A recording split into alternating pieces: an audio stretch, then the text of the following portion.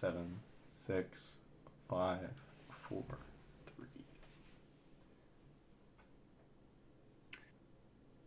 Tate, we Ross. saw Joker.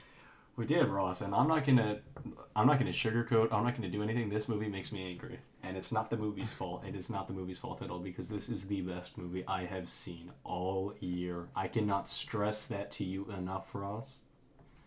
Yeah, yeah. I would almost be inclined to agree. I really, it's hard to, yeah, dude. I obviously because of everything. I mean, the end game, final, third act is so hard, but as overall as a film, I think Joker 100% is the one thing we will never forget from 2019. The one film I could not believe that this film managed to deliver on literally everything we were looking for. I feel like it almost delivered too much, dude. It didn't keep. This is one thing. This is a nitpick. This is not criticism whatsoever. Don't take it this way, audience.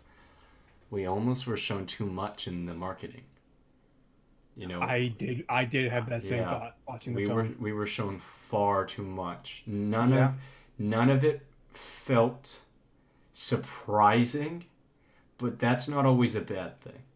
Sometimes it's yeah, nice to know that they're going to celebrate your birthday, that weekend instead of having a surprise party. You know what I mean? It's still right. nice. But anyway, let's disregard that. I want to start by saying, and this might irk some people watching, but it's not. I don't think us talking about this movie right now is doing it justice. I want to be completely blatantly honest. Ross, you and I, we talk about we talk about pop culture, we talk about Star Wars and comic book heroes, and we talk about all of these big, and when we do movie reviews, we didn't do one on Arctic because, it wasn't really in theme with what we do here on the podcast. We didn't do movie review of, say, movies are kind of, I'm only thinking about Joker right now, so that's all I can picture. Yeah. But we're a pop culture, a I mean, lighthearted podcast, and be all right with talking about any movie, but like I know, yeah, I get what your point right, is. Yeah, and we will talk about any movie that we both enjoy 100%. because that's what it is. But I just want to Yeah, say, if you're here watching this video or in this live stream, because we are filming this live, but if you are here, right, try to separate this from the norm because that's what this movie intended to do, and that's what it did, and that's what I really want to do here. Because yeah, I always talk about me liking film, Ross. In every film review, every time we talk about a movie, I talk about liking film, but I've never had a movie exemplify every opinion and everything that I like about film. We've never really deep dived into a movie, and I feel like this is a turning point for the channel. when I was when I was watching Joker, dude, I was like, Tate is going to adore this film, and so do I. But I just knew you were going to just absolutely love it. This is I I mean, feel honestly, this is really pretentious to say, and I fucking hate when people say this about movies, but I felt like this movie was made for me, Ross. I did. And not because it was DC characters, and we'll talk about that later on in the spoiler section because we will be talking full spoilers. But yeah, honestly, dude, I mean, I went into this movie expecting a Scorsese character movie, and I got more than that. And that's yeah. saying a lot. So let's get into it. No synopsis of the movie because this is the not spoiler section, but I want to start by saying specifically about the movie. This is not a Scorsese movie. This does not feel like a Scorsese movie. I now after seeing the movie, I really am not so happy with Jeremy John and Chris Stuckman and the people that have Oh, been saying it's a Scorsese I movie. I didn't even watch their reviews. I couldn't care less. Right. I respect them, especially Chris Stuckman. But yeah, I didn't even. I respect them. I like their channels. I find them Yeah, enjoyable.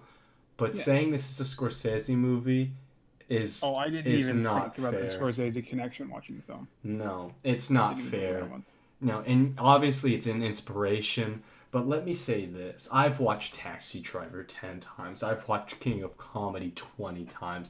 I've watched all of Scorsese's movies, and I adore almost all of them. Specifically King of Comedy. That movie is a fucking masterpiece. This is not King of Comedy. This is not Taxi Driver. There's one scene in the movie that's Scorsese, and that's him. We'll talk about it in the spoiler section, but one scene in the movie that is Scorsese, and the rest is Todd Phillips and Joaquin Phoenix. This movie is an individualist's dream. This movie should not be compared to Scorsese just because it takes place in the 80s. I respect all opinions, right? We've said that plenty of times, the two of us. But you guys are here for our opinion, and my opinion specifically, this is not Scorsese at all. I've been a fan of Scorsese my whole life. I grew up on those movies. The first time I watched Taxi Driver, I was 10 years old. I don't remember much from my childhood, but that is one thing that imprinted film into my brain. This is not that. This is not a comic book movie. This is not a Joker movie. This is a character study, a phenomenal deep dive into the psychiatric nightmare that is reality. Yeah. And I mean, especially so in the 80s, it kind of highlights that this always existed. Now, of course, you can argue that it's because Gotham in the 80s was seemingly in a point of just like really bad turmoil. Like it was just really bad in the early 80s. Like that was kind of what they were going for. Like I mean, obviously it is very real. Don't get me wrong. I mean, this is very real. Dude. But they really, I mean, like Gotham's just, they really made sure it seems just as nasty as you always, as Gotham is always perceived. Right. And speaking of it being Gotham, I think, in my opinion, completely arbitrary. Oh, this city completely irrelevant. Completely irrelevant. It could have been any city. It could have been any city. This reminds me of the riots in the 1990s. This matches up with that perfectly. And this movie was so ambiguous with the location and the time period. This movie, it had to take place before like 2000. But you could place this anywhere between 1970 and 2000. You could place this in modern day and just explain away that Arthur Fleck is poor and that's why the TVs are box TVs. And, this show is outdated. Whatever, doesn't matter. The core of the movie is completely timeless. The setting does not matter in terms of specifics. Right? And I think no movie this year that has come out has been able to do that, has been able to transcend time period, despite having direct links to an individual time period, right?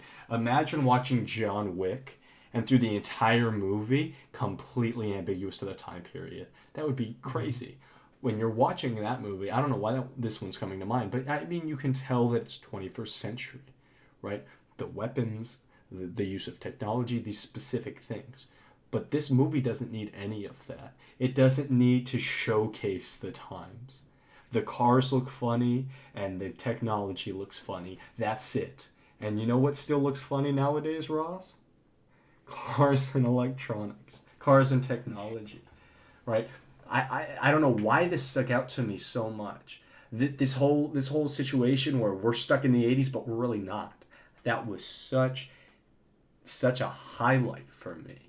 And it's so easy to go into this movie and point out when he's going up the stairs, he's, ascending into reality and accepting the issues he has as a human being. But then when he goes down the stairs, he's rejecting the status quo. He's rejecting all these ties, and he's going to live his life for the better. I want to talk about that in the spoiler section, right?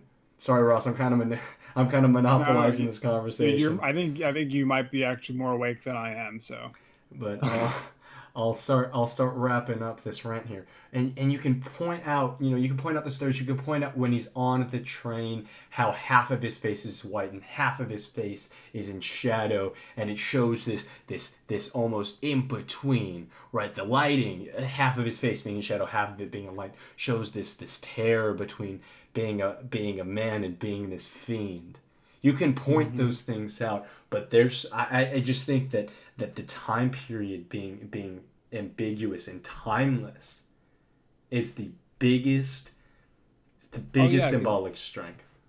I mean, this could be applied to 2019 very easily. What Absolutely. happened to Arthur Fleck? And Uh, it's so relevant for not only US history and not only this time period, but for everywhere. the film sends a very clear, shocking reminder out to the world to be kind to misunderstood people. To not stereotype, to not discriminate, to just be kind in And the most sick way possible with the film, which is yes, it's thought provoking.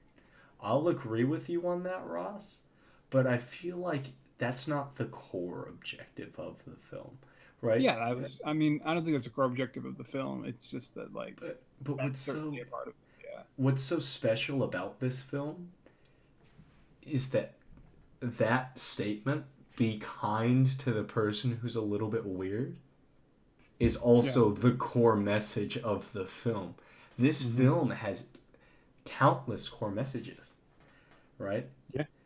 I mean that being one of them. The next being, and this is the one that I related to the most, and I think the most important part. Reality and society holds us back from what we can truly become, and if you allow it to indoctrinate you for too long, you will become a revolutionary. Right. I think that is the message I held, and that is the main that is the core message to me. But Yeah. let's say to you, Russ, your core message is different. To my brother, his core message was different. To my mother, her core message was different. Everybody got something different from this film. Your brother and your mom went? Yeah, my Oh brother, my mom, man. my dad, my What'd your dad. mom think? Oh, dude, my mom's a tough lady. She likes movies a lot. So the only thing that Funny. was the only thing that's too far, I'll explain the spoilers. But one death was too far for my mom. Yeah, yeah, But yeah. my dad walked out of the movie, and my dad is not an exploratory person in terms of film and media. He's Hmm. kind of like, oh yeah, that was cool, that was good. But he walked out of the Right. movie and he said, wow, Joaquin Phoenix, what a legendary actor. Oh my god. I mean, we'll talk about Tate, this as spoilers, but I could we knew Joaquin Phoenix's performance was going to be godly. It was going to just be the greatest portrayal of the Joker that we have seen since Heath. And I mean, he just oh my god, yeah. Corey.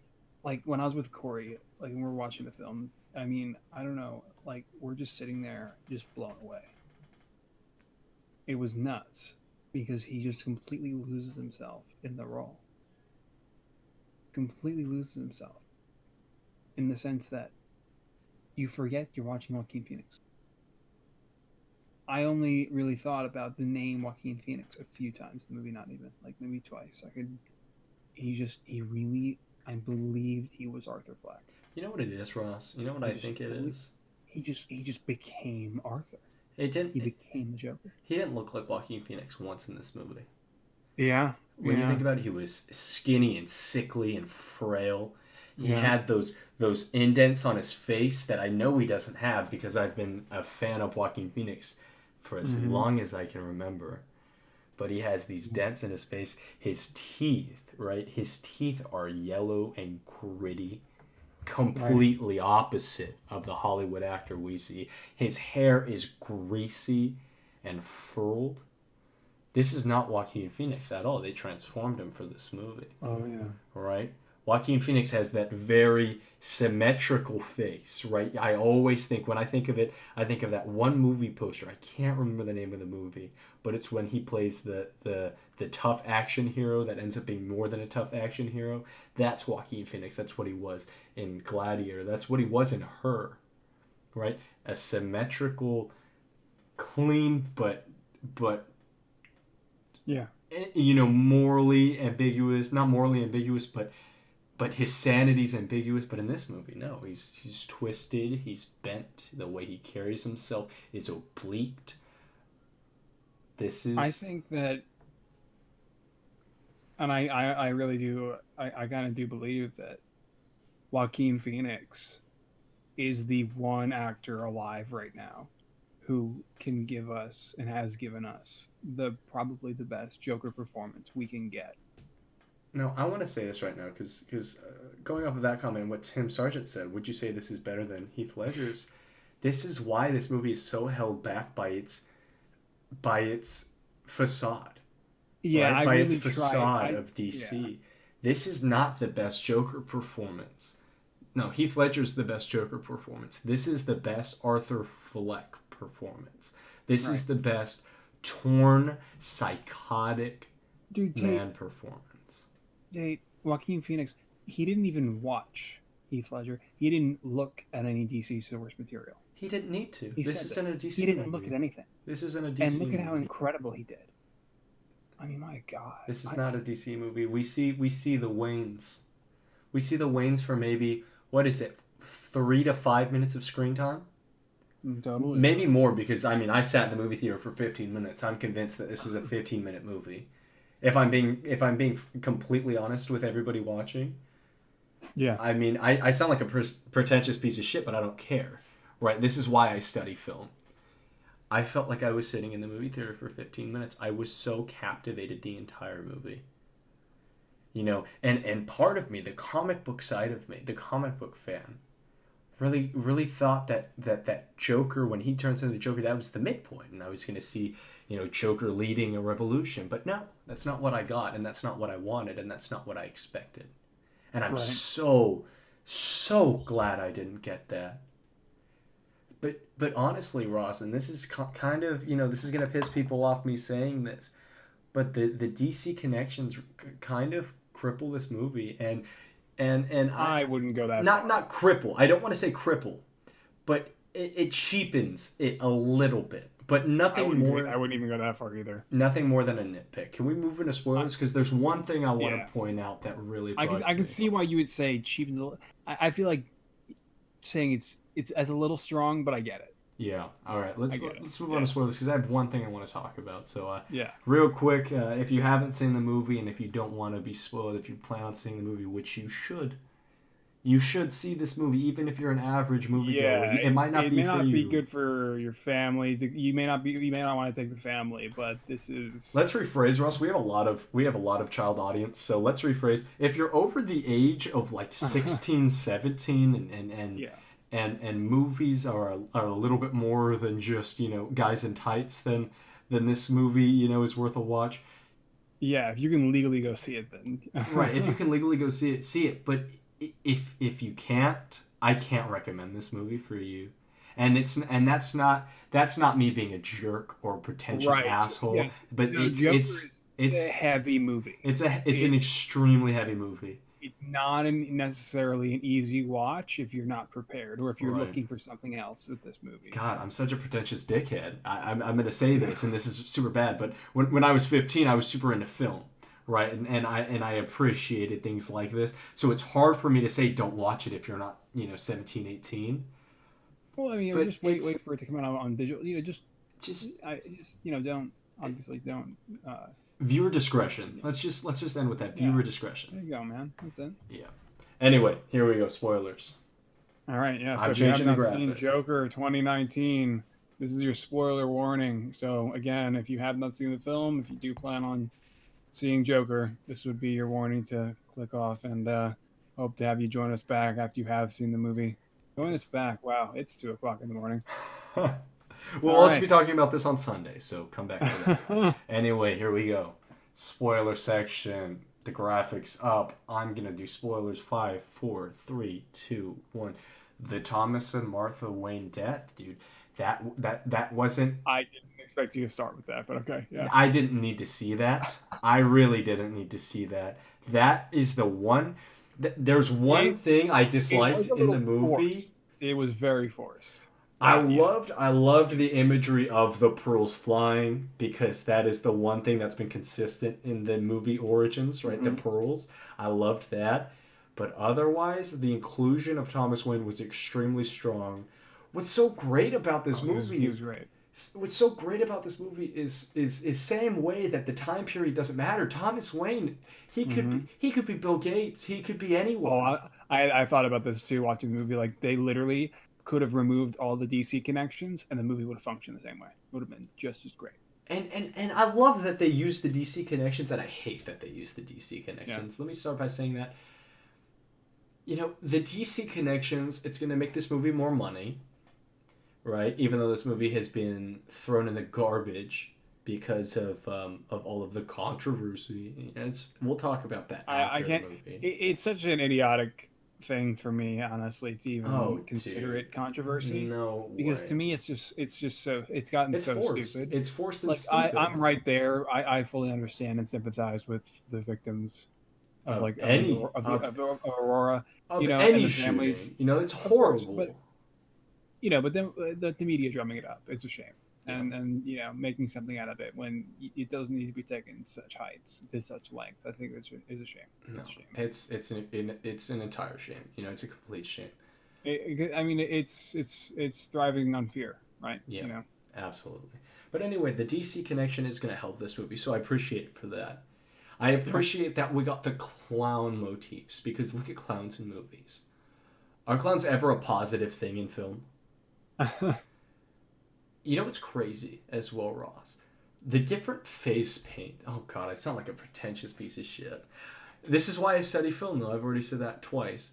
The different face paints on clowns mean different things through Art Nouveau films and through German Gothic films. German Gothic expressionism. Clown makeup means different things. The pointed eye makeup, if I remember correctly, means sophistication, right? The pointed eye makeup, you see a sophisticated clown, an old-timey clown, more sophisticated, more high up on the tier list. The rainbow afro, it's a more modern thing. It shows less seriousness, more carelessness, more like a childlike, personation. The big red lips, the large smile compared to the lipstick, it shows a wild clown, right? Combining those, and I'm probably overthinking it like a pretentious dickhead, but I don't care, right? Those pointed eyes showing sophistication, and the large red smile shows that twist in that personality. I'm of course right now putting my feelings, displaying my feelings onto this movie. But even that subtle thing, that the makeup specifically really helps me appreciate the movie. How the black lines around the lips that he wears when he's a sane man break, and it turns into this big red maniacal smile. It's incredible imagery. Incredible. The final sequence with all the clowns and the revolution happening in the streets of Gotham. I mean, they did such a great job to really create the moment in history where the Joker emerged. Yeah. It was just creating an event out of it like this. I just thought was so creative because to me, Tate, I like the idea of not knowing who the Joker is and having that fear factor of just you don't know who the guy is. Oh yeah, me too. He's a total ghost. He's but at the same there are versions of the comics where I'm not gonna lie, dude. I enjoyed this origin story for the Joker more than any of the ones I've heard. This is a better origin story, but the reason it's a better origin story is because it's not a Joker origin story, and I can't stress that enough. Yeah, I mean that's fair. And this serves, if they decided to make a cinematic universe out of it, which God, please no. Oh please no! They're not going to. I'm just saying hypothetical. Joaquin Phoenix won't do it. No, right? No, I know. And Todd Phillips won't do it either. This is a standalone movie, right? Hypothetically, if they were to, this serves as a Joker origin story, but I'd rather separate that connection. Mm-hmm. I'd much rather separate that connection in my own mind. I personally wouldn't because I actually enjoy it. Yeah, But that's I fair. get it. You don't need it No, at the same time. no. But I so appreciated the level of detail throughout the film. God, yeah, dude. The way he You carries have to himself, like I said, the the way he carries makeup, himself. The detail with his performance, no doubt. But I mean the but then the detail backgrounds, with the the yeah world. with the set design. I mean, with how people acted in the 80s, you know, just they nailed so many little things that you wouldn't expect, things that you would expect to be cast aside in a film like this. I It really thought it was yeah, it felt so real. I mean, it was just so authentic. Everything. at the beginning, I was thinking, okay, these people are unnecessarily cruel. But then you step back and look at Right. it, not really. Not really. I'll be honest with you, when the lying was very real from his fellow clown guy there, Yes. Randall. That was very Yes. real. You know, the therapist shutting down and everything else that happened, all very real. The therapist breaking down in front of him and subtly Yeah, breaking down, but by saying yeah, they don't give a shit about you and they don't give a shit about me. right, Failing to complete her job, yeah. right? I mean, what are you supposed to do when you're But the in? guys in the subway, the drunk guys that worked for Wayne, I was like, That was dude, it was so over the top that I thought it was like they were so these guys were demonic. yeah. I really thought it was gonna be one punch and then done. I didn't expect the whole kicking them while he was Right. down. I didn't expect that to be the moment where he finally snapped and had it, you know. But It works. I'm gonna say it oh right now. god, It it was incredible. works. But I'm saying like that was the point in the movie where I started to question if they were going to go all in with this idea of what's real and what's not because I'm like, are these guys real?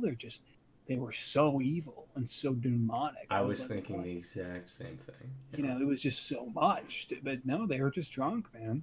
Yeah, so let's talk about that real quick, Ross, because there's another minor nitpick I have.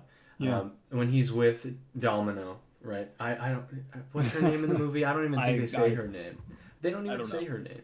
But when he's with her and okay, so this goes back to the symbolism of the stairs. She's going down the stairs after writing "Don't smile," right on the sign. He's walking down the stairs. That at that moment you're thinking that's almost like a soft ending. If you cut the movie off there, he's living his best life, right? He doesn't go crazy, right? He doesn't go crazy. He figures it Yeah. out, right? And then he goes on the date and he has a quote unquote successful night at the comedy club. It's like, okay, that's great. And then the explainer kind of cheapened that in a way. And I get it, you need that for general audiences, so I appreciate it for that reason, right? But the explainer later on that she was never really there. You know what I mean? When it showed Yeah. those scenes You where know, it I'll be bounced honest, back. man. I was so captivated by Joaquin Phoenix the whole time. I wasn't even paying attention to uh, how off her inclusion was and the sudden romance that began to take place in those scenes. Oh, dude, but here's the thing: it wasn't off because of the fact that it perfectly served its spot in the movie. Right, but it starts very fast, which would not have been the case, I don't think. Right. You know, If it was real, and that's right, kind so of it's there, but I was just so focused on Joaquin and Arthur, that I just wasn't even paying attention to that. right. So So so the I thing, still got the satisfaction from the reveal. right. So my opinion on that reveal is that, like you're saying, it happened way too fast. It happened way too fast. Well, Which to I don't think the me, reveal happened too fast. I think no. the That's not what I'm saying. romance, The yeah, romance yeah, happened too okay, fast. Right. Right. yeah, It's my bad. But anyway, the romance is what I'm referencing here. It happened too yeah. fast. That cements the fact that it's not real.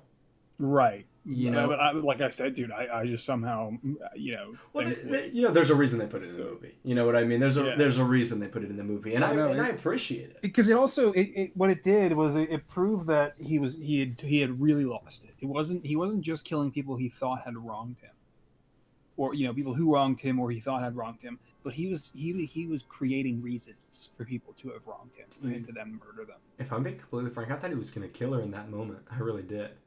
You don't think he did? Oh, What do you think he did? Well, no. So my idea when watching that is that Yeah. he had a big breakdown and he left, right? I I was think that's what expecting Joaquin Phoenix and Todd Phillips said about this movie. There are various things that are open to interpretation. right, I personally took it as he killed her. right. Um, I really but no, thought they were gonna I could see him show having it. just had a breakdown and just walking out. I mean, he let what's his name? What's the Short guy. Yeah. The you know less Uh, endowed stature Gary. wise. He let Gary go. Right. So You know. my idea with Domino is that and this is what's so great about the movie. Like I said earlier, it's Her name is ambiguous. Sophie, by the way. I found out. Okay, cool. So Sophie's so ambiguous, dude. She's so gorgeous. I thought he just had a breakdown and left her alone. Right? He might have killed her. I really thought they were going to show on screen, is what I was trying to say. On screen, him killing her. But it's so nice that they didn't. Dude, that was a horrifying scene. Oh yeah. I Oh mean yeah. that like Joaquin Phoenix looked like a monster on that couch. Oh yeah. I mean, he was literally a nightmare in that scene. Like Oh that. yeah. I mean, this film is just so incredible because what I really appreciated was how they focused on the mental inhibitions that he's had throughout his life, right? Mental inhibitions, dude. That the Like, origins of those mental yeah, inhibitions. I mean, yeah, very well done. Very well and executed. then the laughter. When Joaquin Phoenix would every time in every interview would talk about the laughter and how the only thing he watched was footage of people who had that condition of uncontrollable laughter. I feel like the laugh is great, right? But I I feel didn't like think in they would actually interviews, like incorporate that concept into the movie though. oh, it was nice when they did. I feel like they I thought dropped it though. They dropped it, unfortunately. You know, they did. and They that's eventually do, yeah. and I think they should have dropped it as soon as he dons the makeup. You know, that if there's literally only one problem I have with the movie, literally one nitpick. This is super nitpicking. There needed to be a scene where they finish off that laugh's story and its purpose in the narrative where That's fair. he doesn't try to like at first he tries to suppress it, but now he's killed so many people, he's becoming the Joker. He gives into it and he Right. just goes all in with the laugh. I think they should have done it on the staircase, That probably, no, what I or think just that should somewhere have been at when he some was point. Yeah, smothering his mother. He should have been sure. laughing the whole time. But that scene, I also loved that it was just so raw, so Yes. real. Yeah. No dramatic music, no big build up.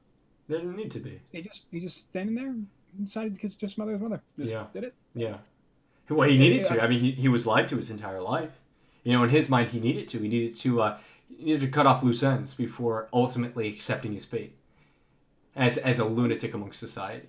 You know, and exiting that, as was the plan. I just could not believe how casually he did it. Oh yeah, dude, It was that was excellent. it was like whoa. Yeah. Also, I mean, it's just such an interesting combination of somebody who has all these mental problems from birth, right? right. And then the problem with the laughing condition and what would happen if society would do this to a person. Right. It's scary, and that's the hard thing. It's a movie about a villain, but the But villain it's is not. the hero of the movie. You You know, know, it's not. And this is why it's a hard conversation to have. Oh, this is an extremely hard conversation to have that we'll probably have after the podcast because that's just too much here, if I'm being Oh yeah, honest. But oh yeah, you know, there's a certain amount of what makes a person a bad person, right? And to me, in my right. opinion, it is acknowledgement of that issue, acknowledgement that they enjoyed the killing because of their own personal almost satisfaction, right? It was satisfying. Whereas in this case, he needed to kill these people, and it was satisfying because he felt as if they had wronged him. So Yeah. it was the only logical course of action. And that's why we have people that plead insane in court. And that's why we don't execute them right off the bat. That's why we have It's why we have medical treatment now that really does try to support, the human experience. But, it's a hard conversation that we can't touch here. Besides Yeah. that. But also, I wanted to bring up, because I had totally forgotten about this. I didn't want to bring up the smothering scene. I wanted to bring up the ambulance. I thought he was going to start laughing in the ambulance. I thought that would have been a good place. Right, because I really feel like past the scene with his mother, the laugh is just not utilized. And I don't think the laugh should be utilized when he's Joker. Right? I really don't. I feel like him being a confident, serious, psychotic person is perfect. A lot of compulsive disorders are based around anxiety and stress, right? You eliminate stress, you eliminate the compulsion. Mm-hmm. So you eliminate the stress of being Arthur Fleck. You allow yourself to just become the Joker. That anxiety, that inhibition, that stress is removed, therefore removing the tick, right? Which they did do pretty well. I mean, he didn't do the laugh when he was in the makeup. Sure. Yeah. Still would have liked a culminating laugh. Yeah, I know. I agree.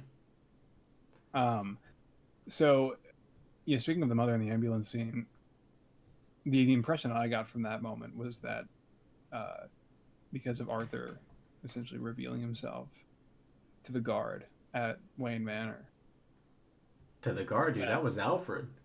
You think that was Alfred? 100%. He was just... It didn't look like Alfred, Nah, the British accent, dude, that was Alfred. Yeah. That was Alfred, yeah. I'm so glad, though, that they didn't say Alfred, though. They could have said it. I mean, they could have said it, and they didn't. That Alfred would be in on the cover-up. Yeah. Because, dude, she was suddenly having a big health issue, like the next day or that night. Out of nowhere. And it makes you think about that as well, right? That's another ambiguous thing. Was that on set? Yeah, he probably thought. He said to the cops, like, "Did you do this?" Yeah, I mean, like, right. He knew something. He knew that it was either the cops or it was Wayne. There's so much tasteful ambiguity in this movie, man. I mean, we talked about this, man, but so many movies leave you on shitty cliffhangers or leave you with shitty plot holes. This movie doesn't. It utilizes ambiguity in the way you're supposed to, right? Not every scene needs to be explained, because the fact we're always with Arthur, we never cut away from him.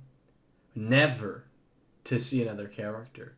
The things we know are the same things that he knows. Right. And that's just not in enough film anymore. And that's where the Scorsese influence comes in. And that's where I do agree, but still, it's not a Scorsese movie. God. Well, you know what, Ross? I'm going to be honest with you, dude. I really hope this film turns people into pretentious film, fans like me. Not the critics that think they know better than everyone else, but people that really deep dive and overthink. Because that's... Oh, we'll talk about this movie for a long, long time. I goddamn hope we do. Because I know no one else will do. This is a Red Dead Redemption situation, and that's unfortunate, but I'm calling it right now. This movie is going to be forgotten about until the Academy Awards season. And this movie is... Okay, let's talk about this. This movie's not going to win because Disney owns the fucking Academy. This movie's not going to win an award. It's not going to get more than 70% on Rotten Tomatoes.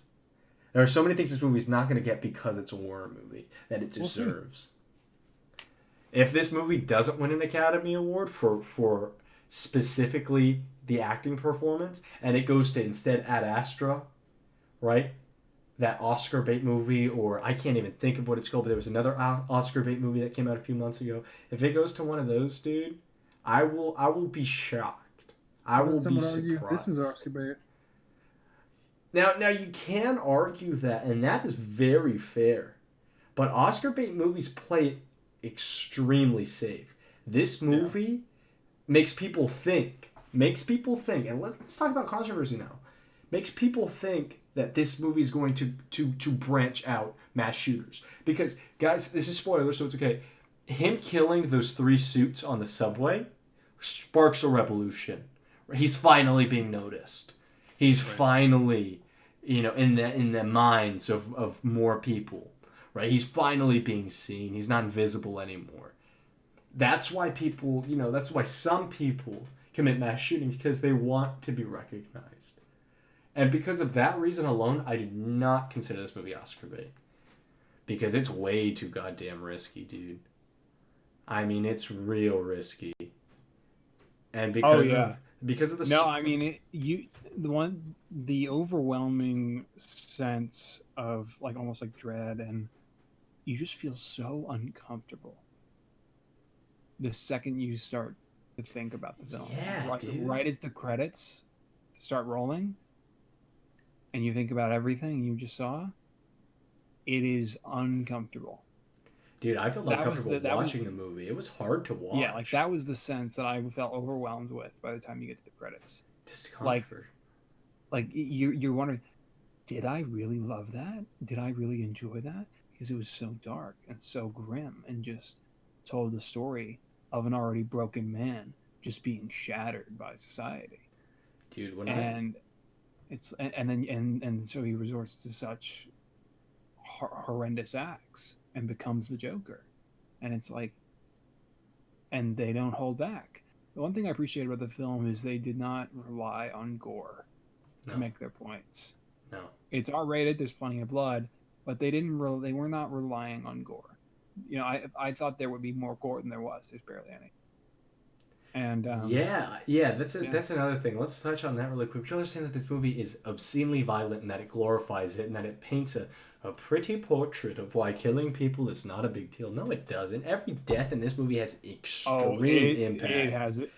You feel the weight and the gravity of every situation. Dude. When he first accidentally sets off the gun and accidentally fires the gun speaking of which, that's the only taxi driver moment in the film. I want to say that. Dude, that felt so real. Absolutely. That gunshot sounded so real. It felt so real. You knew it was coming, but it was just like, oh man. The best death, I think, in the movie, and this displays it well, is Murray's death, right? Oh my god! Because dude, his head gets thrown back. Oh yeah. He's sitting there, a big, strong Robert De Niro talk show host, saying, "You don't know who the thing about me, pal," and he's talking down to him, and intimidating this killer. And so what happens? Tables are turned. I knew it was going to happen. Obviously, it was predictable in that way, because obviously there's that moment in the comics, right, Joker, where he gasses an entire talk show room, the host and everybody.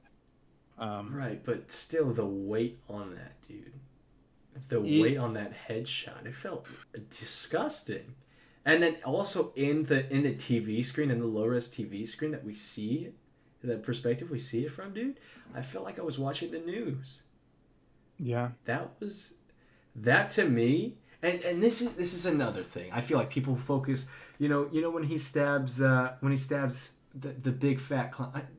Let's say this really quick. I don't remember side characters' names in this movie because they really don't matter. This is Joaquin Phoenix's movie and he carries it beautifully. But anyway, the big dickhead clown that he kills, right? That did not have as much weight, and that did not freak me out as much as De Niro's death in the movie. His head getting thrown back. That scene was still so. I mean, like, I just love that felt real, like, because then little Gary was stuck, just standing there, didn't know how to react. Oh, I loved that. And Arthur doesn't go after him. He's just sitting there, and so eventually his reaction dies down, and he's not screaming because it's like Arthur's not doing anything else. Right. So kind of going back to what I said earlier, he kills people that have wronged him. Yeah. If he's been wronged, he kills the person. Did Gary ever wrong him? Right. You're the only one who's ever been nice to me, Gary. Gives him a kiss on the head and sends him on his way. And the Gary jokes, man, like that they culminate with that door. Could you imagine being Gary in that moment? God. Could you imagine?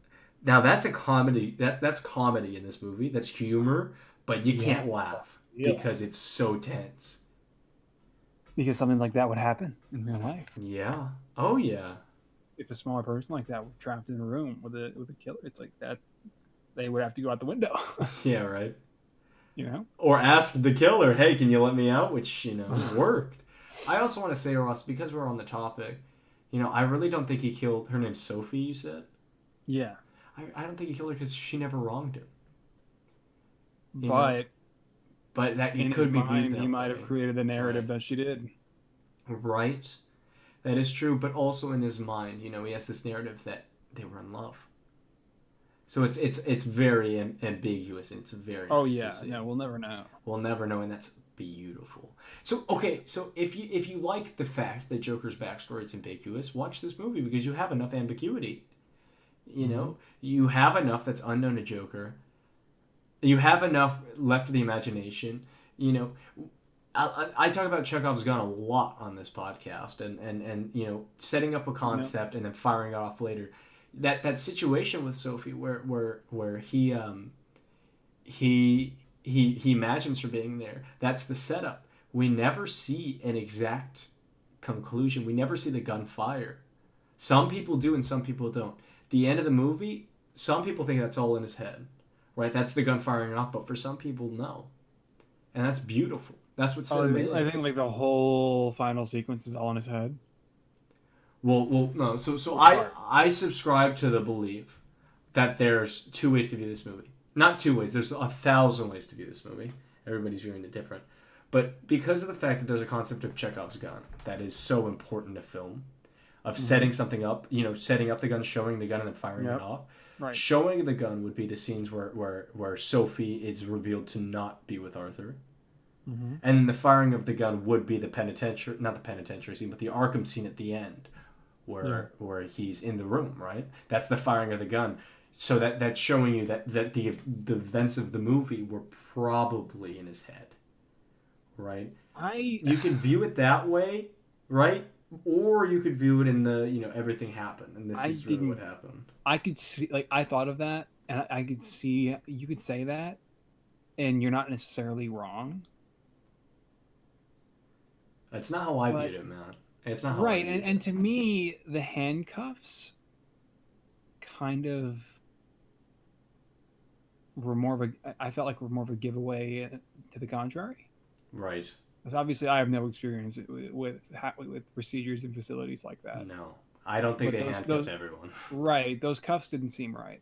For him to be cuffed like that. Yet at the same time, Arthur Fleck might have been a violent man. Maybe he was apprehended after those 3 murders. Yeah. That's so beautiful, dude. We'll never know, and it doesn't matter. Right. It doesn't matter. At the end of the day, it's what you want it to be. Like he could have thought of everything that would have happened, everything that probably would have happened, and what he would have done. God. He would have just been entertaining all hypotheticals in his head, and we saw the. We saw it from his perspective, and that's all we needed to see. It's just incredible. It's just incredible to me that they actually made this goddamn movie. Dude, listen, man, I would so much rather Warner Brothers drop the DCEU for now and just keep making films like this. Dude, for years to come. They don't even have to do this again because they don't need to make a movie this good. They don't. They don't need to make a movie that. I don't know what other characters you could do with DC or like Scarecrow. Scarecrow's the easy answer, but even so, yes, Scarecrow in the comics is a big deal. Let me say that. Yeah. But anyway, dude, it doesn't. They don't need to make a movie this ambiguous, this open-ended, this open to interpretation. They don't. They don't need another movie in this style, or using Todd Phillips or another prestige actor. They don't need to. If they just make solid movies, solid standalone movies, and then hit us over the head with something like this. I came out of the movie theater, Ross, and let me tell you, dude, I felt like I was hit over the head with a sledgehammer. You feel like what? Sorry, you cut out. I felt like I was hit over the head with a sledgehammer. My stomach was churning. I had a headache. I had physical repercussions from watching this film. It's probably because I'm such a pretentious dickhead when it comes to film, but made me enjoy it. But for me, it was the emotional repercussions. Like I was telling you, I felt so unsettled and so uncomfortable. Dude, that was the sense that I was overwhelmed with. Dude, at the end of the film. in the days of the MCU and Oscar bait, they made this movie. Oh, yeah. They made this movie. Oh, They took all the best parts of superhero, of the superhero identity, right, to disguise their character piece. And they took all the best parts of Oscar bait to make the movie fanatic watch this. And the movie fanatic is going to be disappointed. The Academy cocksucker is going to be disappointed. The Marvel MCU fan that's strictly MCU is going to be disappointed. Yeah, I almost don't know if the world is ready for this film. Dude, the world will never be ready for this film. This film, I mean, God, I'm putting this film on a pedestal. No film should be treated this way. I think it deserves to be. You know what? I think, God, I'm so split, man, because film as a medium should be entertainment. But this film, this really did feel like something more, in my opinion. This movie is, like I said, it's very niche, and this feels like an indie film. That's what it is. This feels like an indie film. We were talking about before we ever saw the movie. I'm just so glad that Joaquin Phoenix got to make the Joker movie that he wanted to make. God. You know, he never wanted to be a part of DC or any franchise or any BS. He wanted to make this film. Imagine, dude, a high budget indie style Joker origin story. And not even a Joker origin story, because that's not what he wanted to make. He just wanted to make a story about a destroyed man. And that's what he got to make. And it wears the mask of a DC movie to make money. Ooh. You know, that's why this was so shocking to me, Tate, because I really believed that the story was going to be completely independent of DC and you know, everything to do with Batman. I did not. Obviously, I knew the Waynes were going to be there. I thought they were going to be background characters. I had heard rumors about, this new Joker is actually Bruce, you know, like Bruce Wayne's brother, and I'm just like, okay, you know, I just really felt like that wouldn't have made it into the script, like, or if Joaquin Phoenix saw that, he would have kind of been like, and like I just, it was so surprising to me that Arthur wound up being a Wayne. He wound up being Thomas Wayne's son. And I was like, wow. Wait, Ross, dude, there's the whole adoption plot. Right. But I feel like, what was in those documents again that was very convincing? It was the documents, and then it was the way Alfred responded, and those flashback scenes, which could have meant nothing, because they were just I guess Arthur's interpretation. Yeah, no, I subscribe to the belief that he's not, and that's just his mom being crazy. Yeah, it's totally up to interpretation. Yeah. That's why this. But so even great. So, Tate, even so, whether it's true or not, having such a direct link to him, I mean, that is arguably a more direct link to the Waynes I think we've ever seen in DC.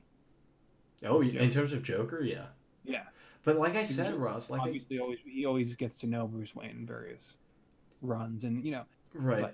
So there's the son of Thomas Wayne potentially. That was a direct link that I just never would have expected in the story at all. So I want to say that you can change the characters around, but that specifically, that would be cheapened if it wasn't Thomas Wayne, because that name has a lot of weight. Yeah. Right. So okay. So here's something. Right. And dude, I said that I would have preferred. The guy at the hospital, like the way he looked at the records, and he was like, "Oh, I can't release these." And it's like, is that because he just saw the name Thomas Wayne, or because it's a, you know, it said something. I think the adoption thing. I think he didn't want to, because he's already displaying his mania, right? I interpreted it, and this is great that I can say this. Oh my God! In 2019, I can say I interpreted for a AAA movie. Are you kidding me? I actually get to say interpretation. Is this 1985? I get to say interpretation at the same time as movie. But anyway, I interpreted it as he didn't want, you know, Arthur to find out, you know, about these things. He wanted it to be with his mother, and that's why he said, have your mother come sign the papers. Sure. Right, that was my interpretation. But Yeah. but But it could have been. Man, I really didn't realize how many things were actually open to interpretation before this conversation. well, hey, I'm glad we had it then, because that's I mean, incredible. I knew that I obviously that there are plenty of things that are very obviously open to interpretation, but all the little things too. I mean, good God, I wonder how intentional, like if any were unintentional. Yeah. Little things like that. How many of those Right. were intentional? How many weren't? Right. And I mean, and that's something I don't want answered. I don't want Todd Phillips and Joaquin Phoenix to say, director's To commentary. like Russo Oh! to like Russo Brothers it and like do Yeah, an interview right. with every outlet and answer every single question. But you know what, Ross? They're not. It's an exhausting thing. And you know why this movie is ambiguous? Because our protagonist is crazy. And whose perspective are we seeing the entire time? Arthur's, our protagonist. So we're crazy too. This film turns you into a crazy person, and that's what film should do. You know? God. Yeah, to a point. Well, don't go out of the movie and prove all these idiots right who are saying you're going to go shoot up a school, because no. That's not what I mean. And I just want to, close out the conversation by saying, if this was a DC movie, or if this wasn't a DC movie, I wouldn't have cared. If I saw a movie with Joaquin Phoenix and saw the same trailers, except he was in my makeup, maybe I would have preferred that, like I said earlier. But that situation with him possibly being Thomas Wayne's son, that would have been cheapened. Absolutely would have been cheapened because of that name. Right. But at the same time, that would have just been like if I'm a person who'd never heard of Batman, watching this movie. I still would have enjoyed it. I can confidently say that. God. I like to entertain the idea of like what the Batman who will inevitably exist in this universe. How much he would remember. The Batman would die in this universe, dude. All right, he'd get killed instantly. All right. What would he remember the weird man that came to the gate and mess with him? The whole thing with Bruce Wayne is that he remembers everything. That's a big part of his character. I mean, like, and the addition of having one of the clown kill the Waynes, that was like whoa. God. It's like I've never seen a version like that where one was wearing a Joker mask. Jeez, dude. Oh my God. See, that last few... Okay, we haven't talked about the cinematography at all. Larry. It was impeccable. The cinematographer. From the opening shot to the closing shot. Couldn't have asked for much better. God, I mean... My God. Every shot is framed, excellently. I can't say perfectly, because there are flaws with this movie. There are in every movie, but this is one of the best movies I've seen in a long time. But anyway, the cinematography is so fucking great. The mise en scène, dude, the setup of each scene, the framing, the composition, the left side of the screen always being obscured, showing his madness. I mean, dude. Yeah. Oh my God. If you see something large on the left side of the screen and the protagonist small on the right side of the screen, it means that the protagonist is being overshown by something, right? Because our minds travel left to right. And to see that in almost every scene, when you're looking over De Niro's shoulder and it's De Niro on the left and then Arthur on the right, but then when they're in the talk show, Arthur is on the left and De Niro is on the right, despite being framed taller. Arthur's playing it cool. He's on the left side of the screen. He knows he's more powerful, and then he proves that. The head gets cocked back. Arthur is now taller. He is the dominant presence. God. I could go on, Ross, and nerd out over the framing, the mise en scène, the composition. We definitely will this week on the podcast. It's going to end up being a 3-hour conversation about this on movie. Sunday, yeah. We're hitting right the now, hour though, mark, dude. Yeah, this is... It is 3:00 in the morning. So yes, I think it's safe to say. Friday today. It's gonna be crazy. Cool, man. I will not be partaking. I will probably watch Joker again. I will be in like 3.5 hours when I have to get up. Jeez, dude, you crazy person. Yes, sir. All right, everyone. Well, thanks for tuning in for this midweek episode. Yeah, go see this movie. Tait and half delirious Ross. All right, guys. See you Sunday. Bye-bye. We are inevitable. We need a new catchphrase to match this movie. I mean, you can. Yeah, you mean that's kind of your thing. So. Hey, don't behave. Don't behave as if you don't have mental. No. We are botched it. inevitable. Bye.